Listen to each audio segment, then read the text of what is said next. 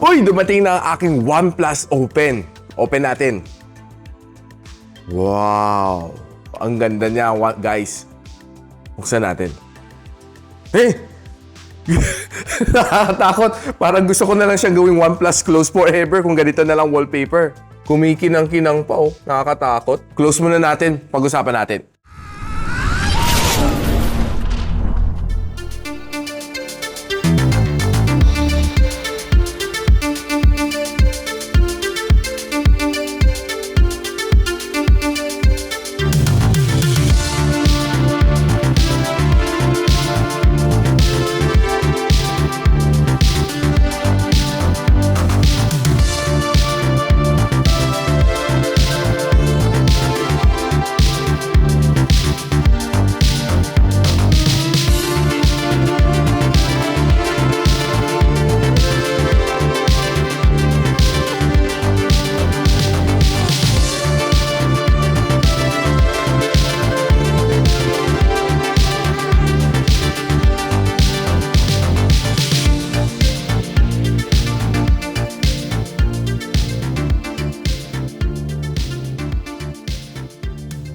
So itong Oneplus Open na may 16 gigs of RAM and 512 gigs of storage, nabili ko to kay UKDB Gadgets for 61,000 pesos. This is a slightly used na second-hand phone. Probably kung binili mo to ng brand new, abuti ko siguro 80,000-90,000 pesos. Hula ko lang Just check the link on the description na ilalagay natin.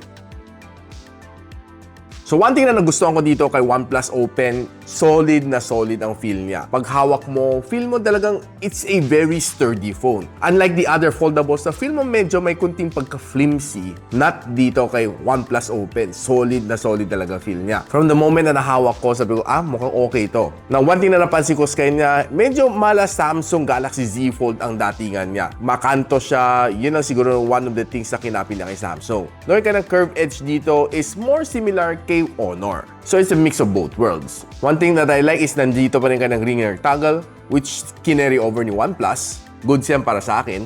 And apat ang kanang speakers. Dalawa dito sa ibabaw and dalawa rin dito sa ilalim. Mametetest natin kung gaano kalakas nga ba to. Now, once na inopen mo siya, mapapansin mo dito, there's still a little bit of crease dito na nakita ko. Pero pag sinalat mo, halos wala ka naman masyado ma-feel. Pero pag once na nailawan siya, makita mo parang may lina pa rin siya dito sa gitna. Which is still not bad for a first generation na foldable ni OnePlus. Okay naman ang hinge dito, hindi naman siya irritable once na mapasadahan ng yung daliri. And ang mga bezels niya dito looks quite good. For me, gustong-gusto ko itsura ng kanyang camera module. Especially yung likod niya, matte finish. Design factor, 9 out of 10. Na itong Oneplus Open, hindi na siya bago. Halos 1 year na rin to sa market. Lumabas to nung bandang late October 2023. And I'm just fortunate to be able to hold it here sa aking channel. Nung lumabas to, it comes together with the Oxygen OS 13 and Android version 13. Right now, it's running Oxygen OS version 14 inside Android version 14.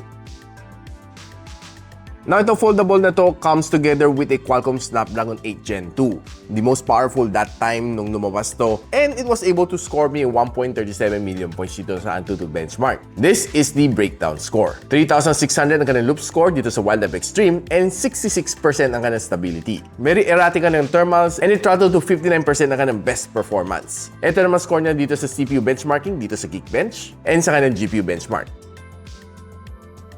Now, pagdating sa battery, this one has a 4,805 mAh of battery which can support up to 67 watts na fast charge. Charging from 0 to 100, less than 1 hour naman kayang-kaya nang tapusin and quite okay naman ang kanyang battery life. And dito ako na-surprise kanya on the outside screen na ginamit natin, sinalang ko sa PC Mark the battery stress test, under 50% brightness at 60Hz screen refresh rate, 15 hours and a half ang binigay sa akin na screen on time, which is goods, di ba?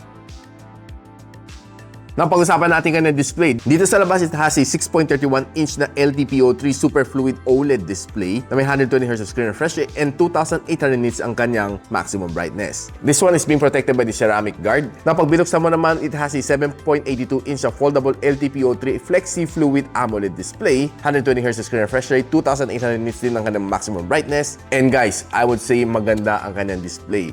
be it sa loob and sa labas. Kapag nagsiscroll naman ako ng socials dito on the outside screen, I would say, okay, nice naman siya dahil sobrang smooth naman ang every transition ko dito, be sa Facebook, Twitter, TikTok, or sa YouTube Shorts. Okay, mabilis naman mag-browse dito, smooth naman transition. Nang once na binuksan mo naman sa loob, it gives you a bigger view. Hindi lang ako masyado sanay when browsing on socials from the inside screen, but if you're the type of person that wants a bigger display sa socials, perfect yung inside screen. Now, if you're watching videos naman dito, I would say it has a level 1 of Wi-Fi security level, so you can watch HD naman dito, be it sa Netflix or on other online streaming apps. Watching my favorite shows dito sa YouTube, and I would say na mas ginusto ko manood dito sa loob dahil it has a bigger display. Siyempre, sagarin mo na, maximize mo na, meron ka ng foldable, definitely I should use the inner screen for a more immersive experience, definitely. But kung nanood ka rin naman sa labas, I would say it's equally good. Mas tipid lang sa battery kaysa gumamit ka sa loob. But the colors is equally good and punchy. Now, this is probably one of those rare foldables na may 4 na speakers. So, meron siya 2 dito sa ibabaw and meron siya 2 dito sa ilalim. Check natin kung gaano kalakas. Sound test muna tayo.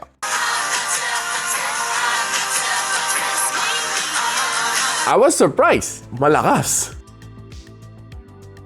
Naka-play 3 games dito. Genshin Impact, Call of Duty Mobile, and Farlight 84. Now, pagdating sa Genshin Impact, naglaro tayo dito, kalaban natin mga big bosses do. And medyo marami sila ng kumpulan on a certain point. Pansin ko, I'm playing using the unfolded screen, and so to give me a better view. So, definitely mas gusto ko mag-enjoy ng games on a bigger screen. Now, what's nice dito sa kanya is that maganda ang kanyang display, definitely, and the sound is definitely good. Malakas ang kanyang sound. And the controls was fast. Okay naman ang aking touch response. The gameplay was smooth and very minimal and occasional frame drops lang along the way. Siguro dahil sobrang heavy na yung battle. But overall, I would say na sobra ako nag-enjoy naman dito sa kanya, setting it to all high settings. After 30 minutes of gameplay, uminit siya up to 45 degrees Celsius. Which is for me not bad na for a foldable. Pagdating naman sa Farlight 84, equally nice din ang kanyang graphics. There are some certain point na napansin ko nag-lag siya. I'm not sure kung dahil nag-lag down ng aking internet or dahil nag-slow down dito sa phone.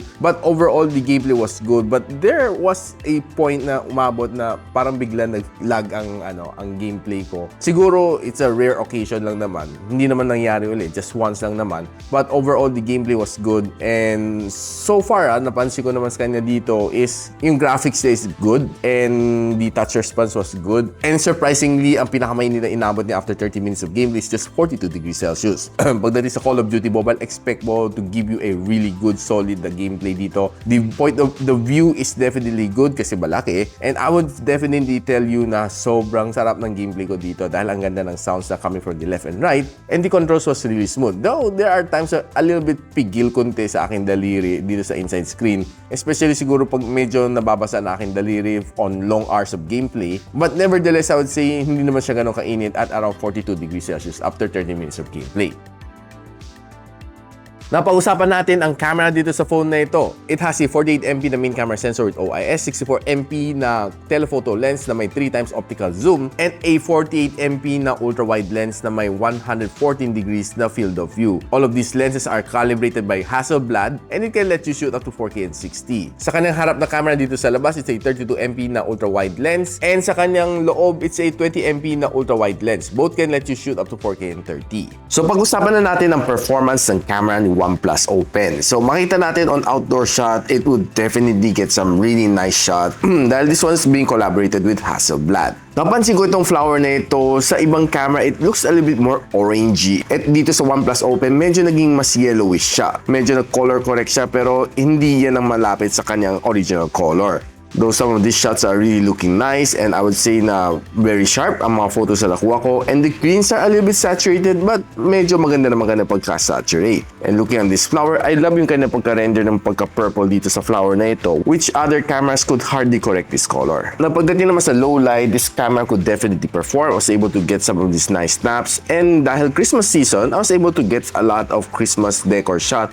And makita natin na most of these shots are really looking good, and I would say na very detailed ang mga nakukuha ko dito sa Oneplus Open, and honestly, I'm really impressed sa kanyang camera. Na kung tinry mo na mag-food photography dito sa kanyang camera, I would say na magandang mga shots na makukuha mo dito. Very sharp, very detailed ang mga food shots na makukuha mo dito, and I would say na it looks quite yummy mga shots na ito, especially this one.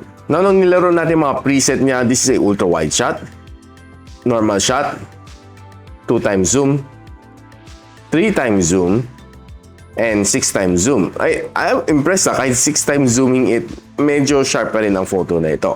How could I forget the favorite shot natin sa Mall of Asia, which says, Bayo tayo, Mary Grace. Let me know in the comments kung ano meaning nito. Na pag sa indoor low light naman, makikita mo na this camera would definitely give you some really nice shot. Lalo na itong Spider-Man na ito, mukhang 3D dito sa paningin ko. It looks really nice and sharp. I love the way it was rendered dito sa kanyang camera. Pati itong mga ibang shots na nakuha natin are looking really nice and really sharp. Pati itong mga dots na ito, mukhang nagpa-pop up siya dito sa kanyang camera. And further taking some shots na medyo may pagka-pastel for this Christmas, it looks really nice. Ang ganda ng mga pastel colors dito. Nung sunset, tinay din natin kumuha ng shots dito using the ultra-wide lens, normal, 2 times, 3 times, and 6 times zoom.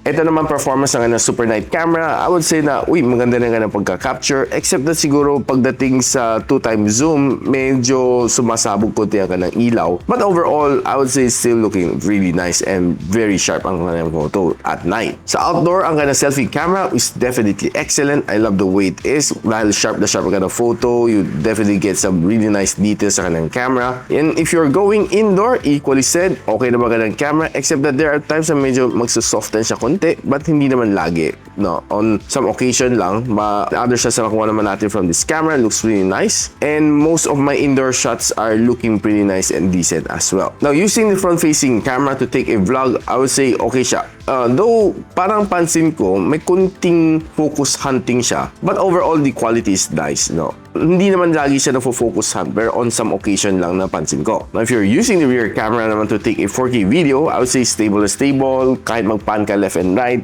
okay na okay siya. Dahil sa kanyang quality and yung kanyang resolution is definitely really good. And yeah, probably one of the better ones sa mga foldables.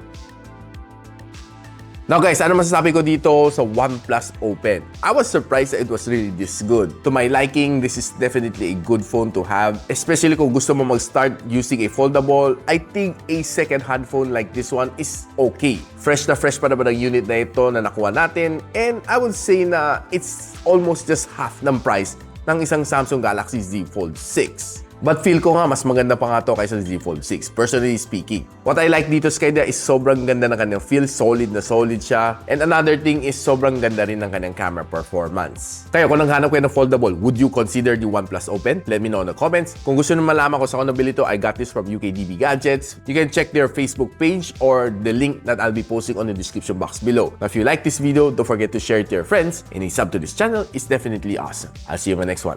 And so, ako para si Richmond, and you're watching Gadget Sidekick. Like and subscribe to my channel. Don't forget to hit that notification bell. For one of my latest uploads, click the dito.